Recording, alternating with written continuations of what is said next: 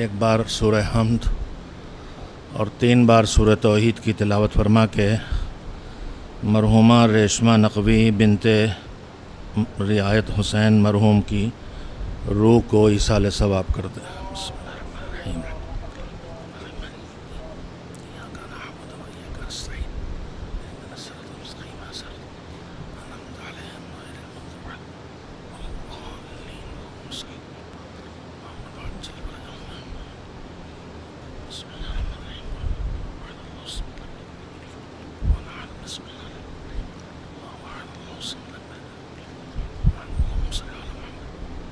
ایک بار صلوات بھیجیے محمد و آل محمد علیہ وسلم۔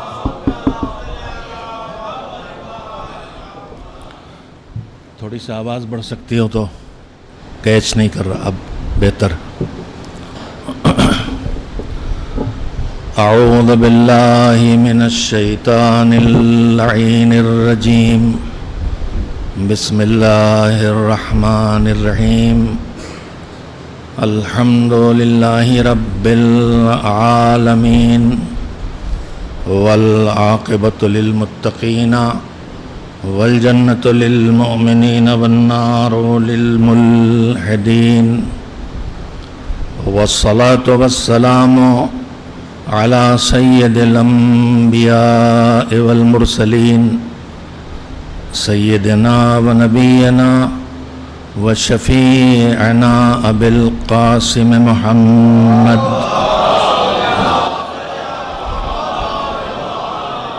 وآلہ الطیبین الطاہرین المعصومین المظلومین،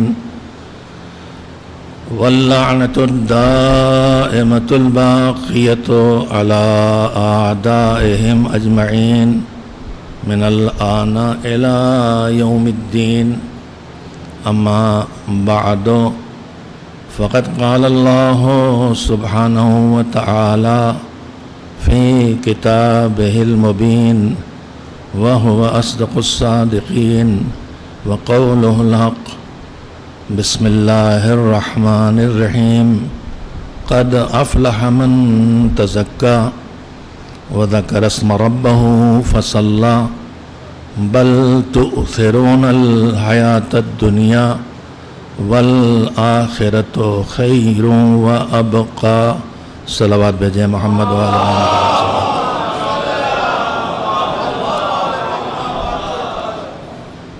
مجلس ایصال ثواب ہے، یعنی ہم اس لیے جمع ہوئے ہیں کہ اللہ کے ایک پسندیدہ عمل کو، ایک ایسے عمل کو جو خود ہی ایک اچھا عمل نہیں ہے بلکہ دوسرے بہت سے اچھے کاموں کا ذریعہ بن جاتا ہے۔ مجلس سید الشہداء یوں تو مستحب ہے، لیکن یہ بہت سے بلکہ سارے واجبات کی بقا کا ذریعہ بھی ہے اور بہت سے واجبات تک پہنچانے کا ذریعہ بھی ہے۔ دو طرح کی نیکیاں ہیں جو ہم انجام دیتے ہیں۔ زیادہ تر نیکیاں وہ ہیں کہ جنہیں انجام دینے سے کسی دوسری نیکی کے انجام دینے کا نہ جذبہ پیدا ہوتا ہے، نہ خیال آتا ہے، نہ اس کی راہ دکھائی دیتی ہے۔ مثال کے طور پر برکات کی بات نہیں کر رہا، ہر عمل خیر میں پروردگار عالم نے دنیا کی برکات بھی رکھی ہیں اور آخرت کی جزا بھی رکھی ہے، اور اکثر تو یہ ہوتا ہے کہ ہماری ساری عبادتیں دنیا کی برکات ہی میں محدود ہو کے رہ جاتی ہیں، نہ جزا کی سوچ ہوتی ہے نہ رضا کا خیال ہوتا ہے۔ محرم میں ایمانداری سے بتائیے کہ ہماری بہنیں خاص کر علم، تعزیہ، تابوت، ذریح، ذوالجناح جو چیزیں علامات ازاں ہیں ان تک پہنچتی ہیں تو کیا کرنے؟ کبھی علم کو پکڑ کے کسی نے یہ دعا کی کہ جس وفادار کا یہ علم ہے اسی کا واسطہ میرے اندر بھی وفاداری پیدا کر دے؟ زری کو پکڑ کے کسی نے دعا کی کہ جس حسین کا سر سجدے میں کٹا تھا میرے اندر بھی ذوق سجدہ پیدا کر دے؟ ہوتا تو یہی ہے، کہیں ناڑے باندھے جاتے ہیں، کہیں تالے لگائے جاتے ہیں، کہیں جو نہ نظر ہے نہ منت ہے، سیب اٹھا لیا، نظر کر لی، پوری ہوگی تو اگلے سال لا کے چڑھائیں گے، یہ نہ نظر ہے نہ منت ہے۔ اتنی میں وضاحت کیے دیتا ہوں، مجلس لائیو جا رہی ہے۔ نظر عربی میں اسے کہتے ہیں جسے اردو میں منت کہتے ہیں۔ ہمارے ہاں اردو میں نظر ایک الگ چیز بن گئی ہے، اس کی خاص شکل وجود میں آ گئی ہے۔ وہ نظر وہ ہے جو اردو کا نذرانہ ہے۔ جو اردو میں نذرانے کا مطلب ہے یعنی احترام کے ساتھ کسی کی خدمت میں کچھ پیش کرنا، یہ نذرانہ کہلاتا ہے۔ مثلاً حتیٰ کہ مجلس پڑھنے کے بعد اکثر مومنین جو ابھی اردو بھول نہیں گئے ہیں، وہ حضور یہ نذرانہ حاضر ہے، تو یہ نظر جو اردو میں ہے وہ نذرانے کے معنی میں ہے، یعنی ہم دو کام کر رہے ہیں، ایک شیرینی یا کھانا یا کوئی چیز بھی ہے، وہ آپ کی جانب سے ہم مومنین کو یا فقراء کو کھلائیں گے۔ امام ہمارے سامنے نہیں ہیں، جب تک امام ائمہ طاہرین کے ظہور کا دور تھا تو اسلام میں ہدیہ دینا مستحب ہے۔ ہدیہ لے کے آتے تھے مومنین، کبھی شہد لائے، کبھی کھجور لائے، جو کچھ بھی جس کے امکان میں تھا وہ لاتا تھا۔ اس کے آپ نے واقعات پڑھے ہیں کہ ایک شہد کو واپس کر دیا۔ کیوں واپس کر دیا؟ حضور کا یہ نجس ہے، اس میں چوہا مرا ہوا تھا مثلاً۔ تو ہدیہ ائمہ طاہرین قبول کرتے تھے۔ اگر آج ہمارا امام ہمارے سامنے ہوتا تو ہم جاتے تو ہم بھی کچھ نہ کچھ ہدیہ پیش کرتے نا۔ اب دور غیبت میں امام ہے اور شہادت کی منزلوں میں باقی ائمہ پہنچ گئے ہیں اور شہید زندہ ہیں، لہذا ہم ان کی خدمت میں حاضر ہو کے ہدیہ نہیں پیش کر سکتے۔ تو ہم کوشش کرتے ہیں کہ ہم اگر کوئی چیز مادی نہیں پیش کر سکتے تو کسی عمل کو انجام دے کے اس کا ثواب ان کی خدمت میں ہدیہ کر سکتے ہیں۔ نظر کی یہ شکل جو بنی ہے کہ کچھ کھانے پینے کی چیز سامنے ہے اور ہم کھڑے ہو کے وہاں تلاوت قرآن کرتے ہیں یا کچھ خاص سوروں کی تلاوت کرتے ہیں، یہ خاص شکل کب وجود میں آئی، کیسے وجود میں آئی، اس حقیر کو علم نہیں ہے۔ میں بہت کم علم انسان ہوں، لیکن زندگی جو پڑھنے میں گزری ہے اور فقہ بھی پڑھی ہے، احادیث بھی پڑھی ہیں، مستحبات اور آداب حیات کی کچھ کتابیں بھی پڑھی ہیں، ان میں یہ خاص شکل کہ اس طرح کھانا رکھا جائے اور اس طرح سورے پڑھے جائیں، نظر جب ائمہ کے لیے ہو، اور وہی عمل بالکل اسی شکل میں جب مرحومین کے لیے ہو تو اسی کا نام فاتحہ ہے۔ فاتحہ سورہ حمد کا نام ہے، چونکہ اس میں تلاوت ہوتی ہے اس لیے اس کو فاتحہ کہتے ہیں۔ تو یہ جو شکل ہے خاص، اس کو جو ہم نظر کہتے ہیں، یہ خاص شکل نگاہوں سے نہیں گزری ہے، لیکن دو عمل الگ الگ ہیں۔ ایک تلاوت قرآن ہے اور ایک کھانا، مٹھائی، پھل جس کی جو حیثیت ہے وہ رکھنا ہے۔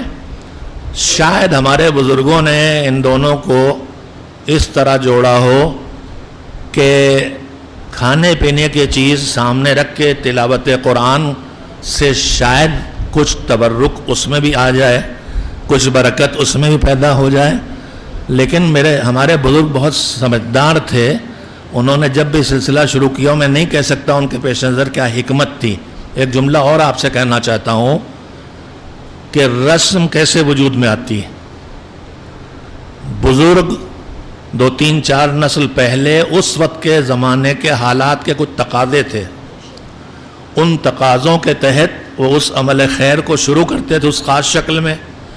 اب جب نسلوں میں گزرتا ہے تو وہ تقاضے ختم ہو جاتے ہیں، وہ حکمت ختم ہو جاتی ہے، وہ روح ختم ہو جاتی ہے، وہ ڈھانچہ باقی رہ جاتا ہے. اور جب بغیر روح اور حکمت کے ڈھانچہ باقی رہ جائے تو وہی پھر رسم و رواج بن جاتا ہے. خیر، تو میں وضاحت یہ کرنا چاہتا ہوں، ماشاءاللہ سے رائے بریلی کا تعلیم یافتہ اور کلچرڈ اور مہذب مومنین ہیں یہاں. نظر جسے اردو میں منت کہتے ہیں اسے عربی میں نظر کہتے ہیں. فقہ کی جتنی کتابیں ہیں، بلکہ احکام کی جو کتابیں ہیں، توضیح المسائل، اس میں آپ جائیں گے تو چیپٹر جو ہیں جن کو عربی میں کتاب کہتے ہیں، کتاب الصلاۃ، کتاب الزکوٰۃ، کتاب الحج، اسی میں آپ کو ملے گا کتاب القسم، کتاب العہد، کتاب النظر. یہ چند چیزیں جو ہیں یہ اللہ سے جڑی ہیں. قسم اللہ سے جڑی ہے، عہد اللہ سے کرنا، اسی میں کتاب النظر ہے. نظر کا مطلب یہ ہے کہ اللہ سے انسان، صرف اللہ سے نظر ہے، بندوں سے نظر نہیں ہے. انسان اللہ سے نظر کرے اور یہ کہے کہ للہ علیہ، اللہ کے لیے میرے اوپر لازم ہے. کیا لازم ہے؟ کہ اگر میرا بچہ IAS کے امتحان میں بیٹھا ہے اور وہ IAS ہو گیا تو میں مثلاً 100 رکعت نماز پڑھوں گا، یا مثلاً 100 روپیہ کسی غریب کو دوں گا. میں چھوٹی سے نظر بتا رہا ہوں، ورنہ IAS کی نظر اتنی چھوٹی نہیں ہونا چاہیے. یا مثلاً میں 2 رکعت نماز پڑھوں گا، میں 100 بار صلوات پڑھوں گا. چھوٹی سے کوئی نظر ہے، چھوٹا کام ہے تو چھوٹی زحمت اپنے لیے کڑی کی. پروردگار، میں مجلس پڑھنے جا رہا ہوں، بہت زیادہ ٹریفک ہے، جام لگ رہا ہے، یہ جام ہٹ جائے، میں مجلس پڑھنے وقت پہ پہنچ جاؤں. اگر یہ ہو جائے گا میں 10 بار صلوات پڑھوں گا، 1 بار صلوات پڑھوں گا، 1 بار سبحان اللہ کہوں گا، کسی غریب کو 2 روپیے دوں گا. چھوٹے سے چھوٹے کار خیر کو جو کار عاقلانہ بھی ہو، نظر اس کی جا سکتی ہے. نظر کی 2 شرطیں، ایک کار خیر ہو اور ایک عاقلانہ ہو. اگر مثلا میں نظر کروں کہ میں عاشور کے دن اپنے گھر سے، اگر میرے ہاں میں بیمار ہوں اور میرے پیر بیکار ہو گئے، اگر یہ ٹھیک ہو جائیں گے تو میں عاشور کے دن گھٹنیوں چل کے اپنے گھر سے امام بارگاہ تک آؤں گا، تو یہ نظر واقع نہیں ہوگی، یہ نظر بنے گی نہیں. نظر یعنی منت یعنی نظر، یہ یاد رکھیے گا جو بھی میں کہہ رہا ہوں، منت اور نظر، یہ نظر نہیں بنے گی. اس لیے کہ انسان کو اللہ نے 2 قدموں پہ چلنے کے لیے بنایا ہے. وہ جانور کی طرح 4 ہاتھ پیروں پہ چلے، یہ کار عاقلانہ نہیں ہے. آپ نے دیکھا ہوگا کہاں سے کہاں مذہب کو پہنچایا گیا ہے. کربلا میں زری کی زیارت کے لیے جا رہے ہیں اور وہ زنجیریں جکڑے ہوئے اور گلے میں زنجیر پڑی اور ایک صاحب لے کے چل رہے ہیں اور وہ 4 ہاتھ پیروں سے چل رہے ہیں، اور اس کا نام رکھا ہے سگے حسین کا کتا. ماد اللہ، حسین اس پہ راضی ہیں؟ ایک تو کتا پالنے پہ راضی نہیں ہے، دوسرے آپ انسان ہیں، آپ کتا بن جائیں، وہ اس پہ راضی نہیں ہیں.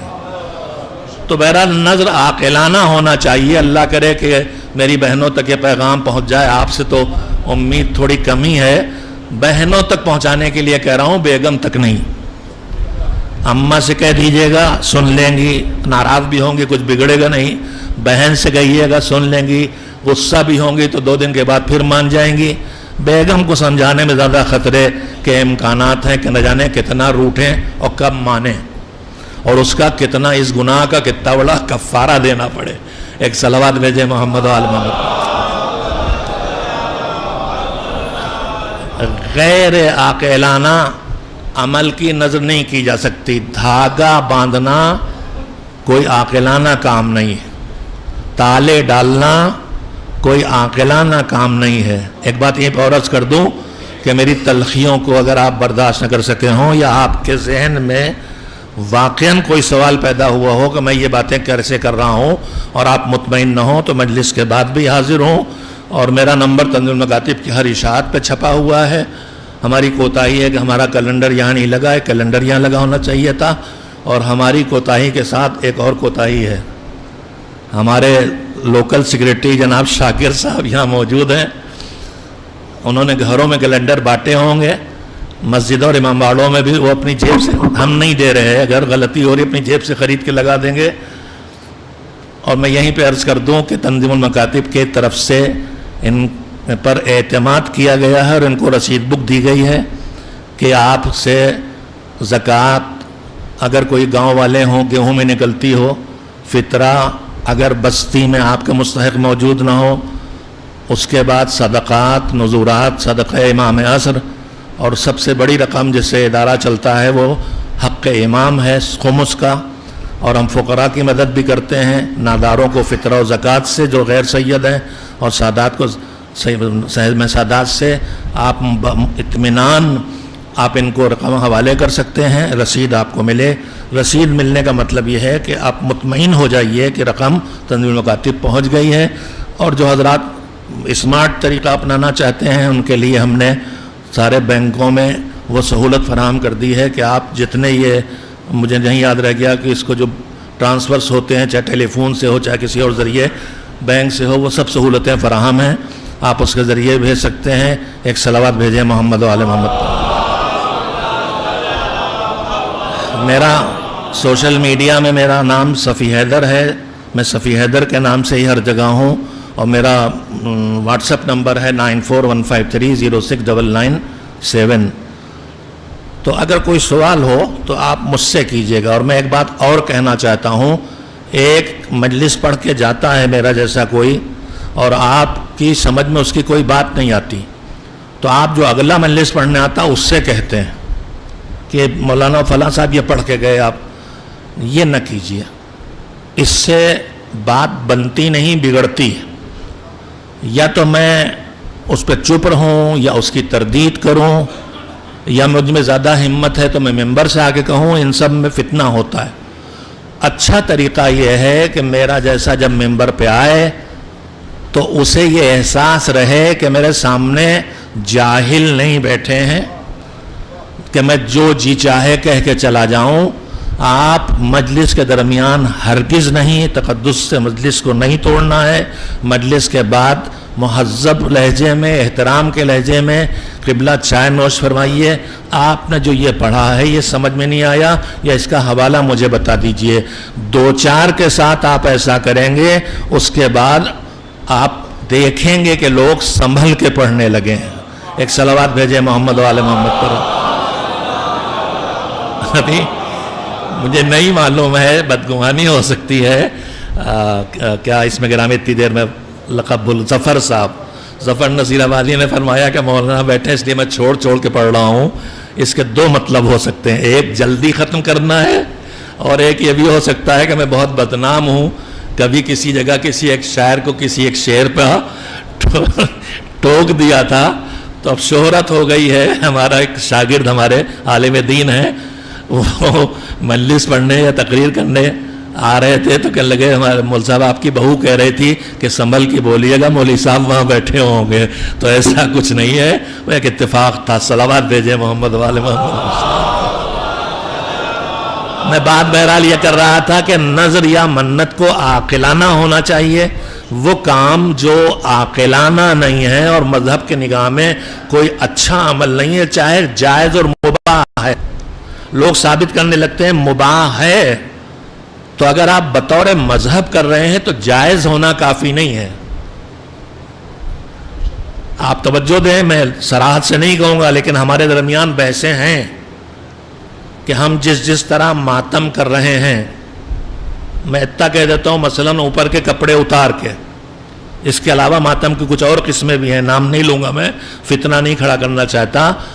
اس میں زیادہ سے زیادہ یہ ثابت ہوتا ہے کہ یہ جائز ہے اور مباح ہے، جبکہ کم سے کم یہ ثابت کیا جانا چاہیے کہ یہ مستحب ہے. نہیں، شاید میں آپ تک اپنی بات نہیں پہنچا سکا. میں کسی کام کو مذہب کا حصہ سمجھ کے صرف جائز ہونے پہ نہیں کر سکتا، اس کو مستحب ہونا چاہیے یا واجب ہونا چاہیے. صرف جائز ثابت کر لینے سے خوش نہیں ہو جائے گا۔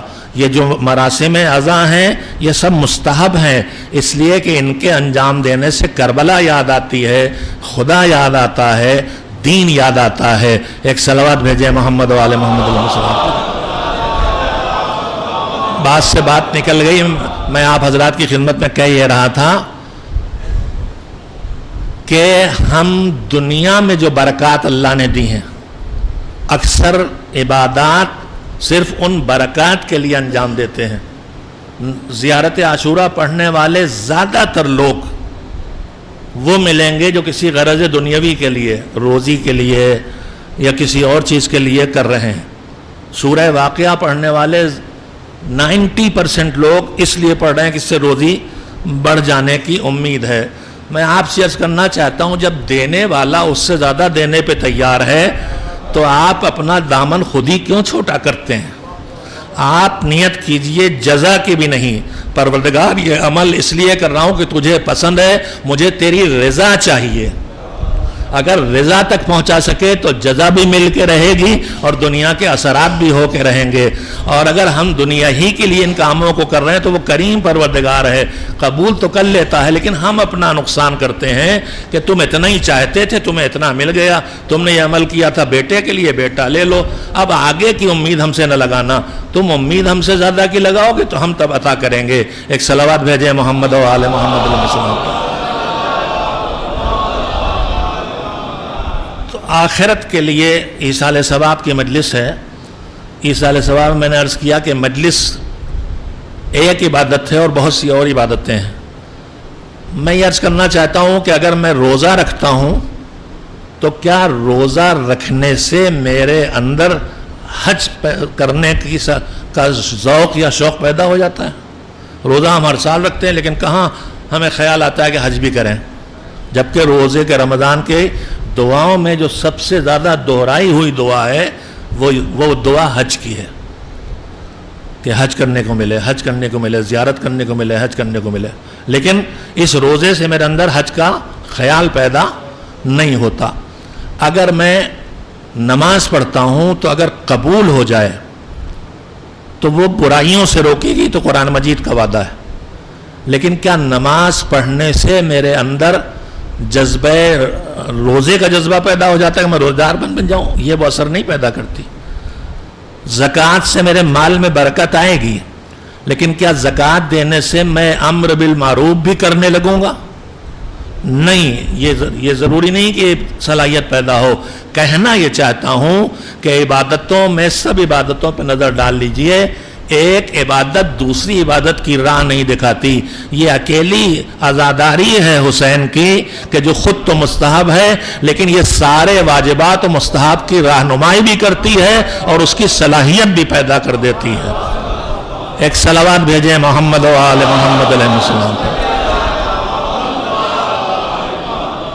ہم جمع ہوئے ہیں ایصال ثواب کی مجلس کے لیے، جس کا دوسرا نام بزرگوں نے، میرے بچپن تک ایصال ثواب کا لفظ تھا لیکن بزرگوں نے ایک لفظ اور بڑھایا ہے، مجلس ترحیم۔ اس مجلس ترحیم میں زیادہ کشش ہے، یعنی ہم اپنے باپ کے لیے ہمارا دل نرم ہوا ہے، ہم رحم پیدا ہوا ہے اور ہم اب چاہتے ہیں کہ اللہ کی رحمت اس تک پہنچ جائے۔ جیسے ایصال ثواب کا مطلب ہے کہ ثواب پہنچ جائے، تو ایصال ثواب کے لیے پھر اعمال کی دو قسمیں عرض کرنا چاہوں گا۔ ابھی جو میں نے عرض کیا، ایک عمل بس خود نیکی ہے، دوسری نیکی کا جذبہ پیدا نہیں کرتا۔ دوسرا عمل جو نیکی بھی ہے اور نیکیوں کی رہنمائی بھی کرتا اور نیکیوں کا جذبہ بھی پیدا کرتا ہے، جس کی مثال میں نے دی عزاداری۔ عزاداری کے سارے اراکین میں بنیادی رکن ہے مجلس عزا، اور سب اس کے فروعات ہیں۔ ہمارے بزرگوں نے مجلس عزا کے بعد جلوس کیوں رکھا تھا؟ پھر ایک بات آ گئی ذہن میں تو وہ بھی کہہ دوں تاکہ ہم باہدف عبادت کریں۔ حسین کا پیغام پہنچانا ہے سب تک، جو حسینی ہیں ان کو بھی، تاکہ ہر سال یاد تازہ ہو اور جو اس کے اثرات ہیں وہ مرتب ہوں۔ جو حسین تک پہنچ گئے ہیں، اگرچہ ہم حسین تک نہیں پہنچے ہیں، بہت مشکل ہے حسین تک پہنچنا۔ مجھے کسی عالم دین نے جملہ کہا تھا، یاد آتا ہے کہ زری پہ گئے تو کہا مولا ہم آپ سے بہت شرمندہ ہیں، ہم آپ سے بہت شرمندہ ہیں، آپ ہمارے اوپر اتنے مہربان ہیں، لیکن ہم آپ کی زری پہ آتے ہیں تو کبھی دنیا مانگنے آتے ہیں، کبھی آخرت مانگنے آتے ہیں، اور کیا کریں؟ سوچئے اور کیا کریں؟ بھئی حسین کی قبر پہ جائیں گے تو دنیا مانگیں گے، بیٹا دلوا دیجئے، فقیر ہوں، تنگ دستی ہوں، اللہ کی بارگاہ سے وسیلہ آپ کو بنا رہا ہوں، مجھے اولاد مل جائے، مجھے پیسہ مل جائے، مجھے نوکری مل جائے، یہی سب ہے نا، بیماری سے نجات مل جائے، یا اس سے آگے بڑھتے ہیں گنہگار ہوں، میرے گناہ بخشے جائیں، میرے اندر توفیق خیر پیدا ہو، میں آج تک جن نیکیوں سے محروم ہوں وہ نیکیاں میں کرنے لگوں، جو گناہ مجھ سے نہیں چھوٹ رہے ہیں وہ چھوٹ جائیں، ہم یہیں پہ آ کے اٹک جاتے ہیں۔ اس عالم نے عجیب غریب بات کہی، کہا مولا آپ کے پاس ہم جب بھی آئے آپ سے کچھ لینے کے لیے آئے، خود غرضی میں آئے، آج تک آپ کے پاس صرف آپ سے ملنے نہیں آئے۔ اس جملے کی کیفیت کو محسوس کیجئے کہ آپ سے کچھ لینے نہیں آئے ہیں، آپ کے پاس آئے ہیں، آپ حسین ہیں، آپ سے ہم ملنے آئے ہیں، آپ کو دیکھنے آئے ہیں، آپ کی خدمت میں حاضری، کچھ غرض میری نہیں ہے۔ ہم لوگ کہاں بغیر غرض کے جاتے ہیں، مگر یہ بھی ایک قسم ہے جو شاید بہترین قسم زیارت حسین کی ہو کہ ہم سے کچھ مانگنے نہیں آیا ہے، اور پھر وہ تھے کون؟ مانگنے والے کو دے دیتے تھے اتنا کہ اس کے کام آ جائے۔ تو جو غیرت مندی کی وجہ سے مانگ نہیں رہا ہے اسے کتنا عطا کریں گے یہ ہمیں اندازہ نہیں ہو سکتا۔ ایک صلوات بھیجیں محمد و آل محمد علیہ السلام۔ ہمارے بزرگوں نے جلوس اور مجلس ہدف اور حکمت اور فلسفہ اور روح عمل کی باقی رہنا چاہیے۔ مجلس ان کے لیے جو حسین سے جڑ چکے ہیں تاکہ ان کو یاد دلایا جائے اور ان کی حسینیت کو بڑھایا جائے۔ جلوس ان کے لیے جو یا حسین تک نہیں پہنچے ہیں یا فرش عزا تک نہیں پہنچے ہیں تاکہ ان تک حسین کو پہنچایا جائے۔ تو اب جیسے جیسے زمانہ بدلے ویسے ویسے جلوس کی شکل میں تبدیلی آنا چاہیے۔ اس وقت کی نسل تک پیغام کیسے پہنچایا جائے؟ ایک دور تھا جب جلوس میں ہاتھی، گھوڑے، آگ کا ماتم، زنجیر، قمع، یہ سب لوگوں کو کھینچ کے لانے کا ذریعہ تھا۔ تو یہ سب ہمارے بزرگوں نے کیا تھا کہ اللہ کے لوگ کھنچ کے آئیں تو ان تک حسین کو پہنچایا جائے اور انہیں حسین کا پیغام سنایا جائے۔ اب زمانہ بدل گیا ہے۔ اگر ان چیزوں کو آج تماشے کی نگاہ سے دیکھا جا رہا ہے یا ان چیزوں کو اگر آج اس نگاہ سے دیکھا جا رہا ہے کہ یہ لوگ بڑے وحشتناک لوگ ہیں، تو آج یہ جلوس نہ کھینچنے کا ذریعہ بنے گا، یہ لوگوں کو دور ہٹانے کا ذریعہ بنے گا۔ اور پھر مجلس کے بارے میں بھی عرض کرنا چاہوں گا، ہمارے بزرگوں نے مجلس میں تبرک کا ایجاد کی۔ حسین کے نام پہ کچھ بانٹو، جو مجلس کے لیے نہیں آتا وہ اسے لینے آ جائے۔ ہمارے یہاں کیا ہوتا ہے، جو للک سے ادھر سے گھوم کے ادھر سے گھوم کے تبرک لینا چاہتا ہے اسے دھتکارتے ہیں، اور جو پیٹ بھرے ہیں انہیں خود اسپیشل تبرک دیتے ہیں۔ نہیں عزیزو، اسپیشل تبرک انہیں دیجئے جو شوق سے مانگ رہے ہیں، اور انہیں معمولی تبرک دیجئے جو پیٹ بھرے ہیں، جن کے ہاں فریج میں جگہ نہیں ہے، پھینکا جا رہا ہے۔ ایک صلوات بھیجیں محمد و آل محمد علیہ السلام۔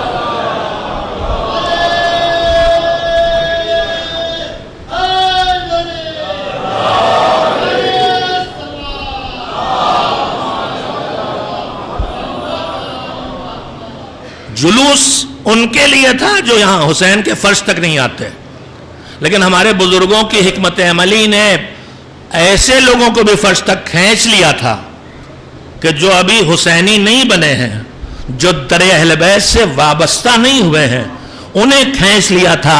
اس کے لیے مختلف تدبیریں تھیں، اس میں ہمارے علماء کا بھی کردار تھا کہ منبر پر آ کے ایسی باتیں کرو کہ جو یہاں بیٹھا ہے اس کی دل آزاری نہ ہو، پیغام سب تک پہنچ جائے۔ آج افسوسناک پہلو یہ ہے کہ ہم نے اپنے مزے کے چکر میں ممبروں پر انہیں بٹھانا شروع کر دیا ہے جن کو سن کے ہمیں تو مزہ آتا ہے، لیکن جو در اہل بیت سے وابستہ نہیں ہوا ہے، جب اس کے بزرگوں پر طنز کیا جاتا ہے تو یہ طنز کرنٹ مار کے انہیں بھگانا شروع کر دیتا ہے. کل بزرگ مقناطیس بن کے کھینچ رہے تھے, آج ہم بجلی کا کرنٹ مار کے لوگوں کو دور ہٹا رہے ہیں. ہم سمجھیں کہ مقصد حسین پورا کر رہے ہیں یا بگاڑ رہے ہیں. میں اس سے آگے بڑھ کے بات کہنا چاہتا ہوں.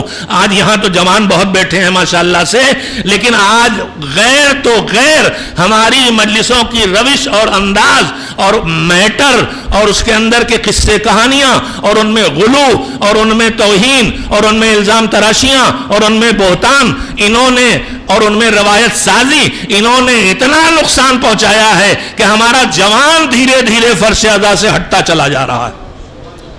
میں گواہ ہوں اس چیز کا کہ اس ملک میں نہیں, ابھی یہاں میرا اتنا سابقہ بھی نہیں کالج یونیورسٹی سے یہاں کے, لیکن میں گواہ ہوں ان جوانوں کو میں جانتا ہوں کہ جو فرش ادا پہ آنا انہوں نے چھوڑ دیا اور یونیورسٹی میں جو توحید کے نام پہ ولایت کا انکار کرتے ہیں, جو فرقہ وہابیون, ان کی صف میں شامل ہو گئے. کیوں؟ اس لیے کہ دعوت دیتے توحید کی جو فطری چیز ہے, وہ تلاوت قرآن کی دعوت دیتے ہیں, وہ نماز قائم کرتے ہیں جو قرآن کا حکم ہے, وہ نماز جمعہ قائم کرتے ہیں. اس فرض کو چھوڑ کے وہاں اگر ہمارا بچہ چلا گیا تو کوئی اور ذمہ دار نہیں, ہم آپ ذمہ دار ہیں. ہم واہ واہ والی مجلس کے چکر میں بلاتے ہیں میزبان. یہ ہمارے میزبان بیچارے کہاں دھوکہ کھا گئے کہ مجھے بلا لیا سناٹے والی مجلس میں, ورنہ یہی دیکھا جاتا ہے کہ عوام پسند کون ہے. جو عوام پسند گفتگو کر رہا ہے اسی کو خطیب بلائے, اسی خطیب کو میزبان بلائے گا, اور جب آپ کی پسند معیار بن جائے گی تو خطیب بھی اسی پہ گفتگو کرے گا. ضرورت اس کی ہے, آپ ہیں اصل بنیاد. آپ یہ طے کریں کہ مجھے وہ سننا نہیں ہے جو مجھے خوش کرے, مجھے وہ سننا ہے جس سے اللہ راضی ہو, جس سے رسول راضی ہو, جس سے اہل بیت راضی ہو جائیں. ایک صلوات بھیجیں محمد و آل محمد علیہ السلام. ایک اور صلوات بھیج دیں محمد و آل محمد علیہ السلام.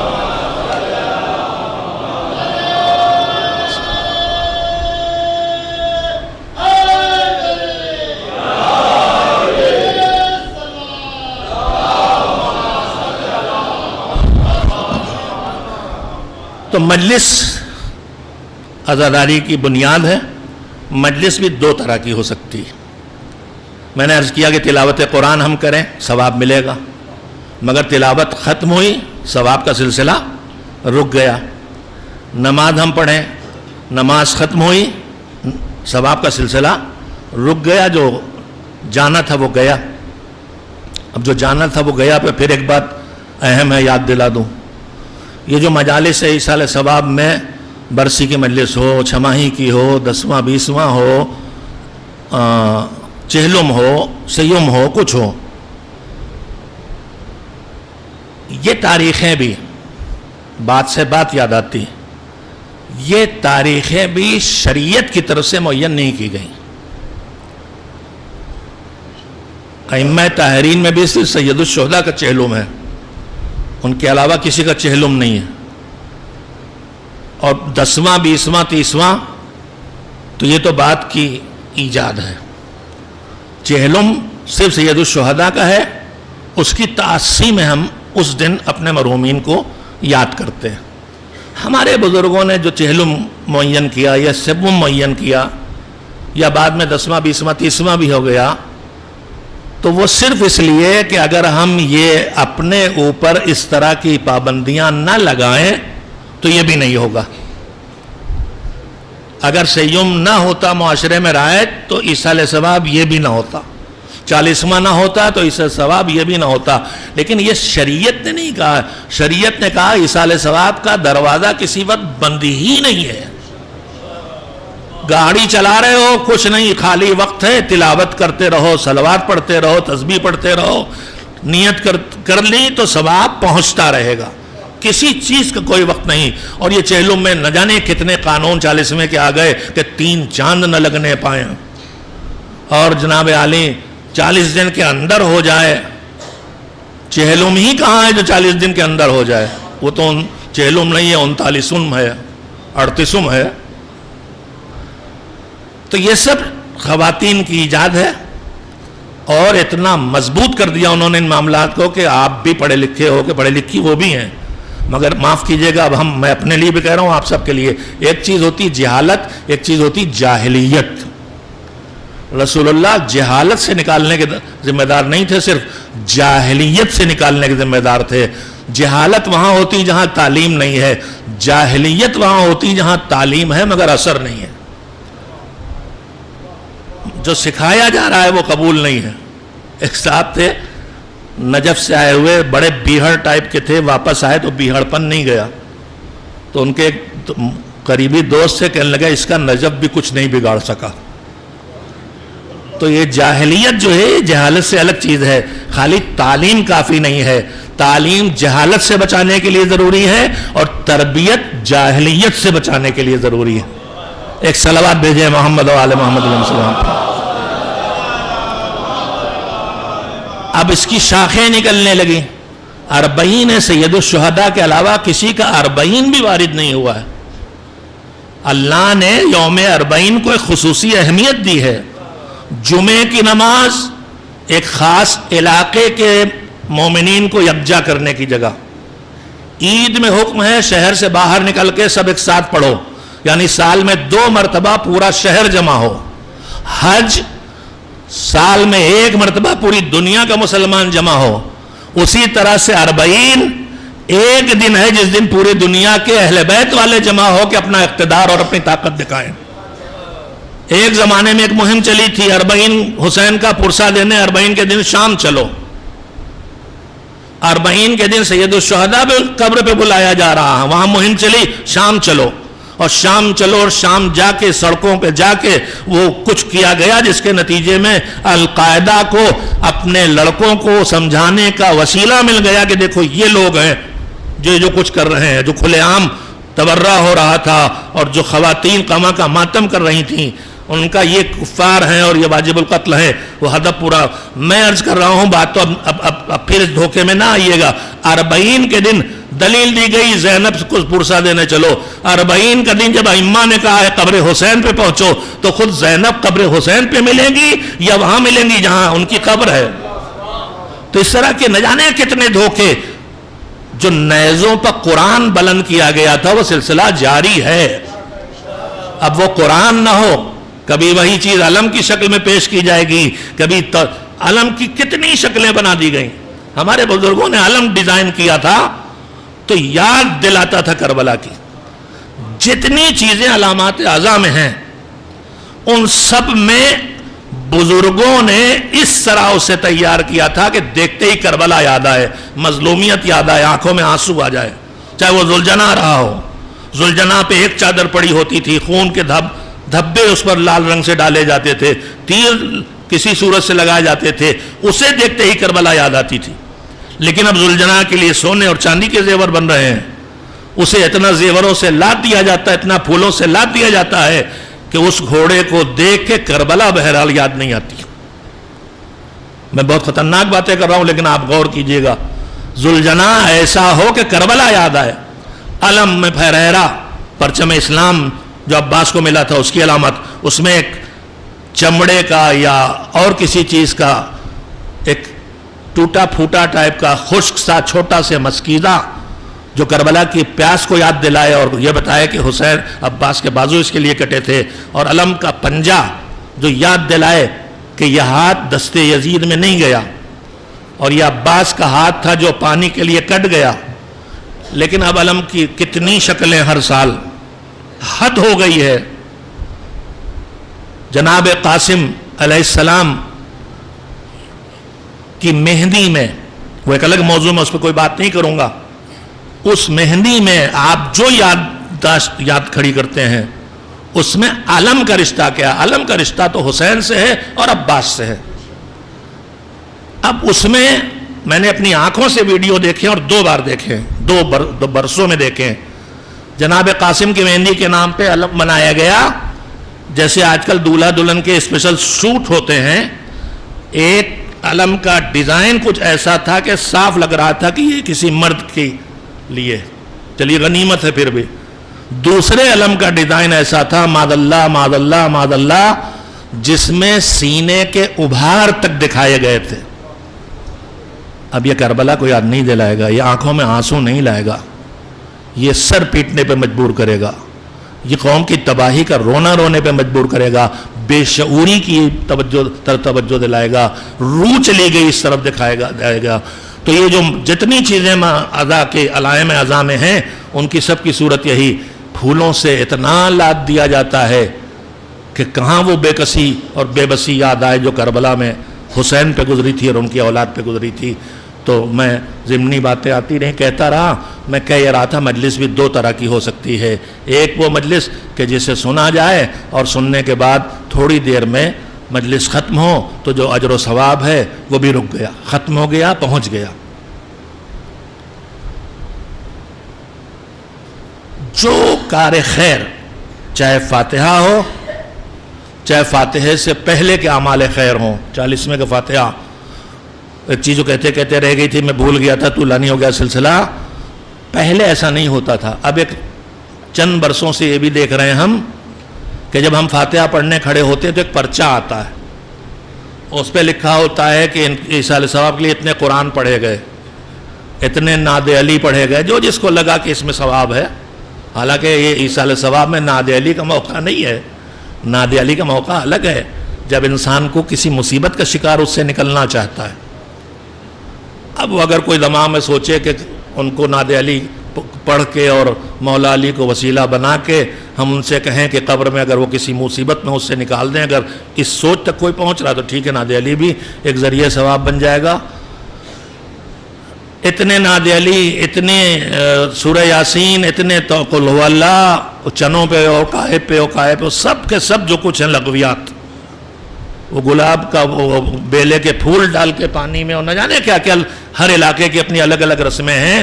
اپنے جوانوں سے ایک جملہ کہنا چاہتا ہوں کہ اگر جو اعمال انجام دیے جا رہے ہیں, اگر آپ کو کوئی یہ بہت نہ علمی دلیل ہے نہ عاقلانہ دلیل ہے, ایک تجربہ ہے جو کہہ رہا ہوں کہ اگر آپ دیکھیں کہ کوئی عمل جو انجام دیا جا رہا ہے جہاں کہیں شیعہ آباد ہے, ہندوستان, پاکستان, بنگلہ دیش, سیریا, لبنان, کویت, بحرین, عراق, ایران, افریقہ, امریکہ, جہاں کہیں شیعہ ہے اس عمل کو اسی طرح انجام دے رہا ہے جیسے سب انجام دے رہے ہیں. تو اس اتحاد عمل سے اطمینان پیدا ہوتا ہے کہ یہ شریعت سے آیا ہے. لیکن اگر یہاں کچھ اور ہو رہا ہے, وہاں کچھ اور ہو رہا ہے, وہاں کچھ اور ہو رہا ہے, تو سمجھ لیجئے یہ شریعت کا بتایا طریقہ نہیں ہے, یہ علاقائی طریقے ہیں جو رائج ہو گئے ہیں. تو ایک طرح سے آپ ایک پہچان اپنی بنا سکتے ہیں. مجلس ایصال ثواب ایک وہ ہے جو ختم ہوئی, ثواب ختم ہو گیا. لیکن ایک مجلس وہ ہو سکتی ہے کہ مجلس ختم ہو جائے لیکن ثواب کا سلسلہ جاری رہے. اور ہر عمل اس طرح ہو سکتا ہے, قرآن پڑھوں گا تو ثواب کا سلسلہ میرے قرآن پڑھنے پہ ختم ہو گیا. لیکن اگر میں نے ایصال ثواب کے لیے کسی ایک کو قرآن پڑھا دیا تو جب تک وہ قرآن پڑھتا رہے گا ایصال ثواب جاری رہے گا. میں نماز پڑھوں گا تو مجھے اس نماز کی 2 رکعت کا اجر مل جائے گا. لیکن اگر میں نے کسی کو نماز سکھا دی تو جب تک وہ ایصال ثواب کرتا رہے گا وہ ثواب پہنچتا رہے گا. اور اس میں بس آپ کا ارادہ ہوتے ہی ثواب منتقل ہو جاتا ہے. 40ویں کے فاتحے میں پرچہ آتا ہے, یہ پڑھ کے سنائیے. اس میں 2 غلط فہمیاں ہیں. پہلی بات تو یہ ہے کہ دماغوں میں جیسے یہ بیٹھا ہوا ہے کہ جب تک فاتحے کے موقع پر یہ سب پڑھ کے نہ سنایا جائے گا اس وقت تک پہنچے گا نہیں. نہیں میرے عزیز, آپ نے جیسے ہی اس نیت سے, اس ارادے سے کہ فلاں کو ثواب پہنچانا ہے, ویسے ہی وہ وہاں پہنچ چکا ہے. اور دوسری بات, یہ گنتی کروانا مفید نہیں ہے, نقصان دہ ہے. اس لیے کہ اپنے اعمال خیر کا تذکرہ کرنا اس کی کوالٹی کو گراتا ہے. روایت میں ہے کہ جب کوئی مومن کوئی اچھا کام کرتا ہے تو پروردگار کم سے کم 10 اجر اس پر دیتا ہے. لیکن جب وہ پہلی مرتبہ کسی جگہ جا کے بتاتا ہے آج میں نے نماز شب پڑھی زندگی میں پہلی مرتبہ, جیسے ہی یہ پہلی بار بتاتا اللہ کہتا ہے اس کے 10 ثواب گھٹا کے 3 کر دو. جب دوسری مرتبہ وہ پھر تذکرہ کہیں کرتا ہے اللہ کہتا ہے اس کا ثواب گھٹا کے 1 ثواب کر دو. جب تیسری مرتبہ پھر وہ بخان کرتا ہے ہم میں بہت سے بدنصیب ملتے ہیں، مولانا اتنے میں نے حج کیے ہیں، اتنی زیارتیں کی ہیں۔ میرے عزیزو، اللہ نے ہمیں حافظہ بھی دیا ہے، بھول بھی دی ہے، کچھ یاد رکھنے کے لیے، کچھ بھول جانے کے لیے۔ ہم کبھی اس کا الٹا استعمال کر لیتے ہیں۔ اللہ نے حافظہ دیا ہے اور اللہ نے بھول دی ہے تاکہ جو نیکیاں کرو انہیں بھول جاؤ، حافظہ دیا ہے تاکہ جو گناہ کرو انہیں یاد رکھو۔ ہم کرتے یہ ہیں کہ نیکیاں یاد رکھتے ہیں اور گناہ بھول جاتے ہیں۔ جو احسان تم کرو اسے بھول جاؤ، جو تمہارے ساتھ کوئی احسان کرے ہمیشہ اسے یاد رکھو۔ ہم کرتے ہیں اپنے احسانات یاد رکھتے ہیں، دوسروں کے احسانات بھول جاتے ہیں۔ ایک صلوات بھیج دیں محمد و آل محمد پر۔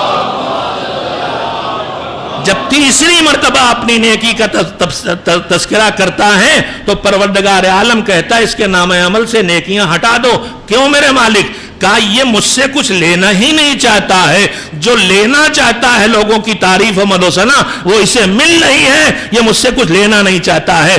تو میری بیٹیوں، میری بہنوں، میری خالاؤں، میری ماں کی عمر کے لوگ شاید ہی کچھ زندہ ہوں، ہو سکتا 2-4 زندہ ہوں، ان سے بھی کہہ رہا ہوں یہ نہ کیجئے، یہ پرچے ورچے مت بھیجئے، جو آپ نے کیا وہ پہنچ چکا ہے۔ عرفہ بھی ہمارے ہاں ایک چیز ہے، میں پہلے بھی پڑھ چکا ہوں، پڑھتا رہتا ہوں، کلپ بھی ہے اس کی۔ عرفہ ہمارے ہاں ہوتا ہے 13-14 شعبان، مجھے یاد نہیں رہ جاتا کب ہوتا ہے، 13 کو۔ وہ کچھ خاص قسم کا حلوہ بنتا ہے، نظر ہوتی ہے، یہی سب ہوتا ہے نا۔ اس کے پیچھے نیت یہ ہوتی ہے جو میں نے محسوس کیا ہے کہ گویا ابھی تک یہ ہمارے مرحوم الاٹمنٹ نہیں ہوا ان کے لیے جہاں انہیں آخرت کی جگہ ملنا ہے، ابھی ان کی روح معلق ہے۔ جیسے جہاز کو نیچے اترنے کے لیے جب کئی جہاز اترنا ہوتے ہیں تو خالی نہیں ملتا، یا ٹرین کو پلیٹ فارم خالی نہیں ملتا ہے، ویسے ہی لگتا ہے کہ ابھی ان کا الاٹمنٹ نہیں ہوا، اب عرفہ کریں گے تو الاٹمنٹ ہوگا۔ میری عمر 67 سال ہو گئی ہے اور 10 سال کی عمر سے مدرسے سے وابستہ ہوا ہوں، اور آج تک دینی دنیا سے کسی نہ کسی حد تک اپنی ساری کمزوریوں کے باوجود وابستہ رہنے کی کوشش کرتا ہوں۔ میں نے کہیں عرفے کے نام سے یہ چیز نہیں پڑھی ہے۔ عرفہ 9 ذی الحجہ کے دن کا نام ہے، جب حاجی میدان عرفات میں جا کے زوال سے غروب تک قیام کرتا ہے اور دعا اور توبہ اور نماز اور استغفار کرتا ہے، وہ ہے عرفہ۔ یہ 13 یا 14 شعبان کو فاتحہ کرنا یا جو بھی کیا جاتا ہے، خواتین اس کی ماہر ہیں، اس کا مذہب سے کوئی رشتہ نہیں ہے۔ یہ میں ایک ہی بات سمجھ سکتا ہوں کہ پرانے دور میں ہم جیسے ملاؤں کی کچھ نہ کچھ قسمیں موجود تھیں، جیسے پنڈتوں نے حلوہ پوری کا انتظام کیا ہے، ویسے ان ملاؤں نے قدم قدم پہ یہ نظر اور یہ فاتحہ اور یہ کھانا اس کا انتظام کیا ہوگا تاکہ کچھ ہمیں بھی نصیب ہوتا رہے۔ ایک صلوات بھیجیں محمد و آل محمد علیہ وسلم۔ بس وقت ختم ہو گیا۔ مجلس ادا بھی 2 طرح کی ہو سکتی، ایک مجلس سنی، تذکرے سنے، اجر و ثواب ملا، اٹھ کے چلے گئے۔ دوسرے مجلس رک گئی مگر کوئی آدمی کسی ایک نیکی کی نیت کر کے اٹھا کہ آج سے جو نمازیں چھوٹتی تھی اب نہیں چھوٹیں گی۔ کوئی آدمی ایک نیکی کی نیت کر کے اٹھا کہ آج سے داڑھی نہیں مونڈیں گے۔ کسی بہن نے آج، بیٹی نے آج یہ ارادہ کر لیا کہ آج سے میں نے ایسی باتیں پڑھی نہیں ہیں لیکن مجلس کے اثرات ہوتے ہیں کہ آج سے ہم سر سے چادر نہیں ہٹنے دیں گے، تو مجلس ختم ہو جائے گی۔ جب تک یہ نماز ہے سمجھیے مجلس جاری ہے، جب تک یہ سر پہ حجاب ہے سمجھیے مجلس جاری ہے۔ مجلس ختم ہو گئی ہے مگر مجلس ختم نہیں ہوئی، مجلس جاری ہے اور اپنا کام کر رہی ہے۔ اور کتنا کام کرے گی؟ یہ ایک نمازی بنے گا، کل اس کے گھر میں بچے ہوں گے تو 5 نمازی بن جائیں گے، ان سے 25 نمازی بن جائیں گے۔ یہ سلسلہ کار خیر بڑھتا چلا جائے گا۔ ایک صلوات بھیجیں محمد و آل محمد علیہ السلام۔ میں نے جو آیہ کریمہ پڑھی تھی، میں نے جو سوچا تھا اصل میں وہ نہیں آپ کی خدمت میں عرض کر سکا، اب میں صرف ترجمہ کرتا ہوں۔ پروردگار عالم سورہ اعلیٰ کی آیات ہیں جو عید کے دن ہم کو یاد دلائی جاتی ہیں۔ قد افلح من تزکا، جس نے پاک کیا، وذکر اسم ربہ فصلی، اور اپنے پروردگار کے نام کو یاد کیا، دوسری نیکی، فصلی تو نماز پڑھی، تیسری نیکی۔ 3 नेकियों की राह दिखाई गई। जिसने पाक किया क्या पाक किया?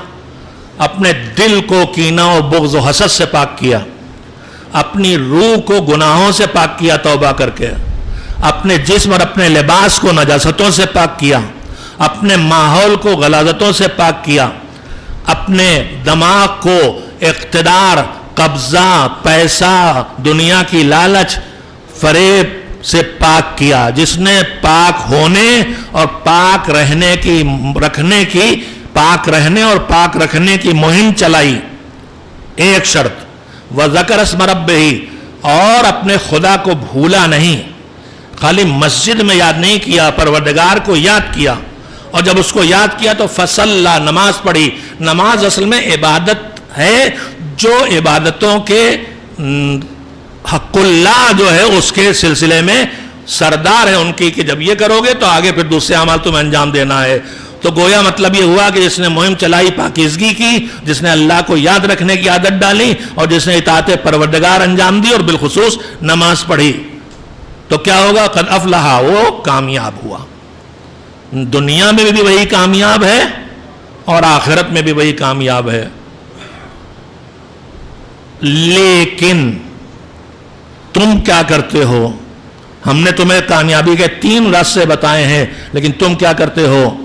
बल तुसिरूनल हयातद दुनिया, तुम दुनिया की जिंदगी को आगे कर देते हो और आखिरत की जिंदगी को पीछे कर देते हो।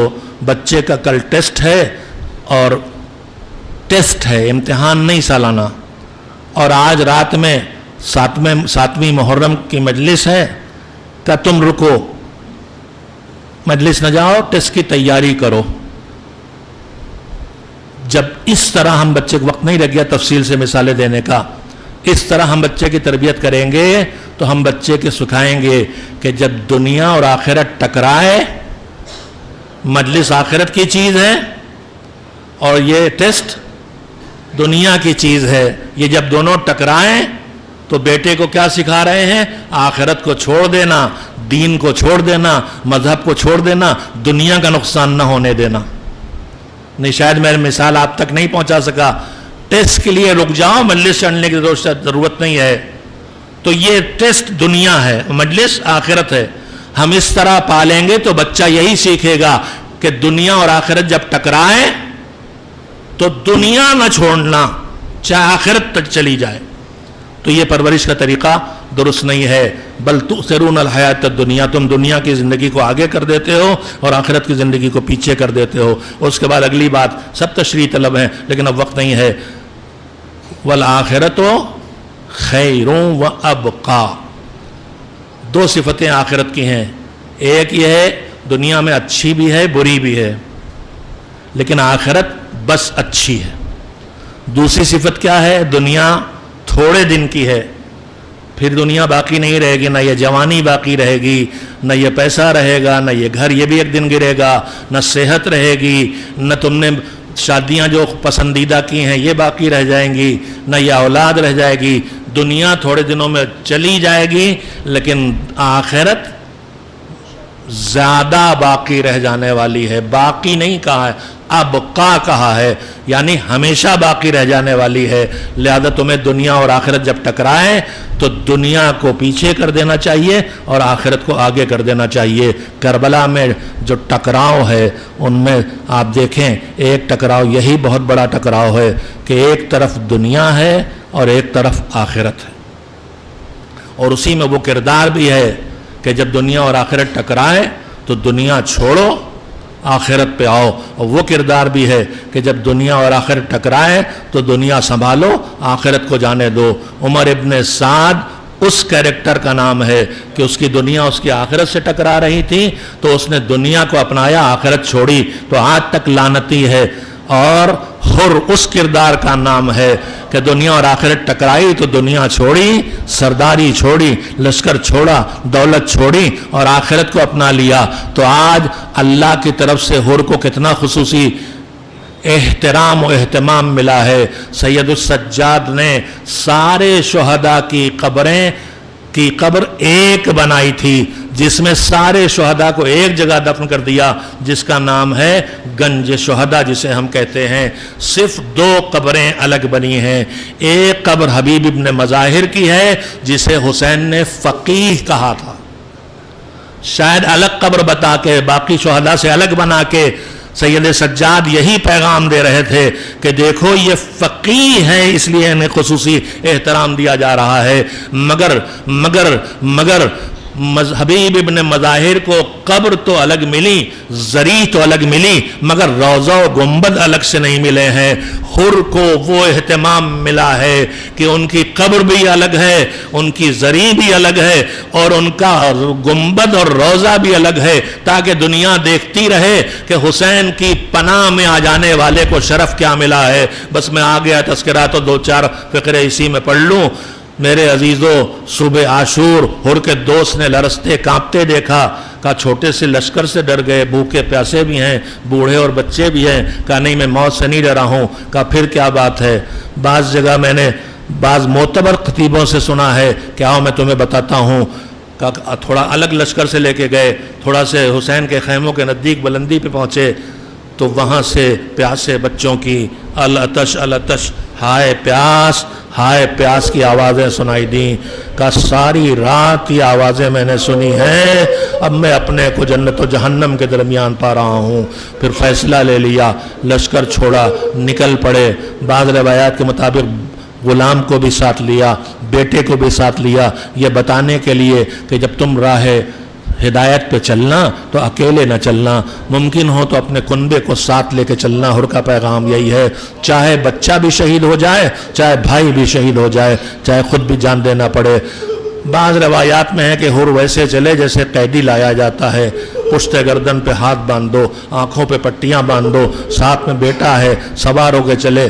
थोड़ा नज़दीक पहुँचे, कहा बाबा खैमों से अंसार हुसैन निकल रहे हैं, लगता है हमारे इस्तक़बाल के लिए आए हैं। बाबा अब बनी हाशिम के जवान आ रहे हैं। बाबा अलमदार हुसैन अब्बास आ गए, फर्जंद हुसैन अकबर आ गए। बाबा अब तो हुसैन खुद खैमों से निकल आए हैं। बाबा घोड़े से हुर ने खुद को गिराया, हुसैन के कदमों में सर झुकाना चाहा, हुसैन ने उठा के कलेजे से लगाया। कब आका मैं आपसे शर्मिंदा हूँ, मैं आपसे शर्मिंदा हूँ। इन खैमों से जो बच्चों के गिरिए की आवाज आ रही है, मैंने इनके दिलों में वहशत और दहशत बिठाई है, मैं गुनहगार हूँ, क्या मेरी बख्शिश का कोई जरिया है? हुसैन ने दुआ दे दी, मैंने माफ किया, मेरा खुदा माफ करे। हुर की बख्शिश का सहारा हो गया।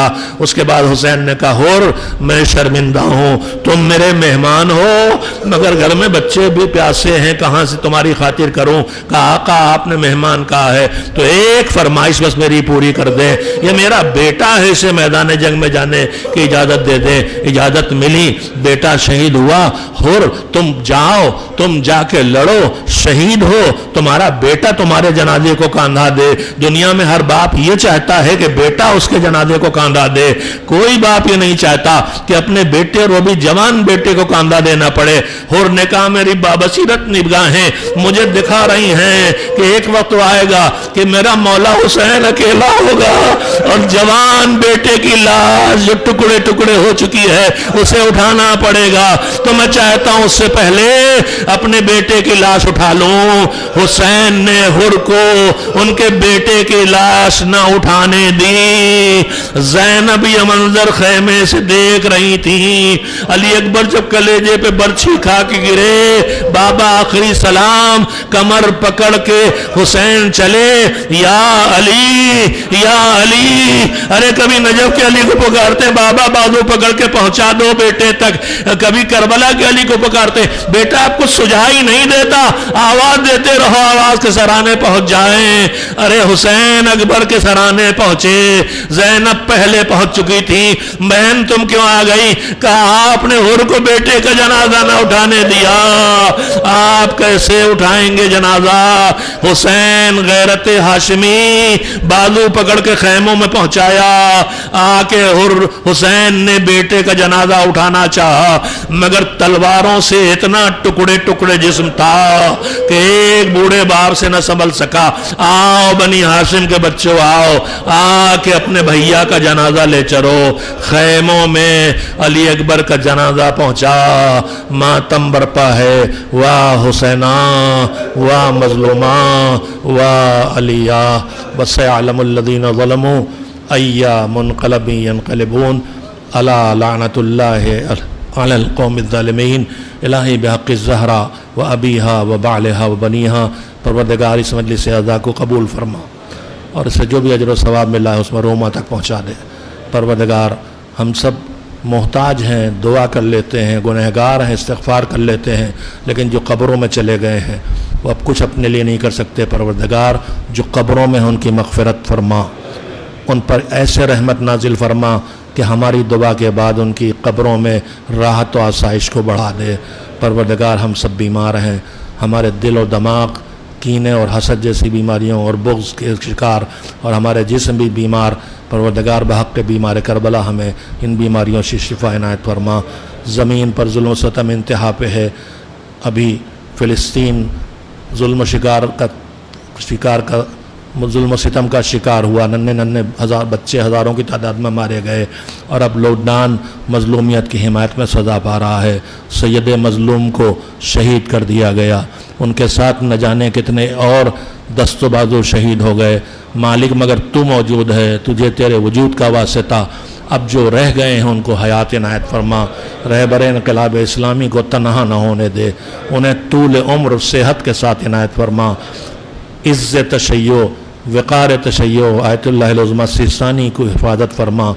اتباعت عالیات کی زیارت کا شرف عنایت فرما. جو ان روزوں کی حمایت اور حفاظت میں لگے ہیں ان گمنام مجاہدوں کی حفاظت فرما. بار الہ زمانے کے امام کے ظہور کے حالات فراہم فرما. ہمیں اس لائق بنا کہ ہم ان کے خدمت میں حاضری دے سکیں اور ان کے غلاموں میں اور ناصروں میں شامل ہو سکیں.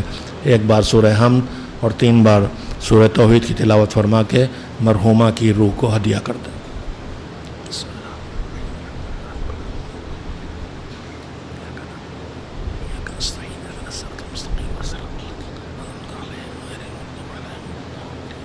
بسم اللہ الرحمن الرحیم.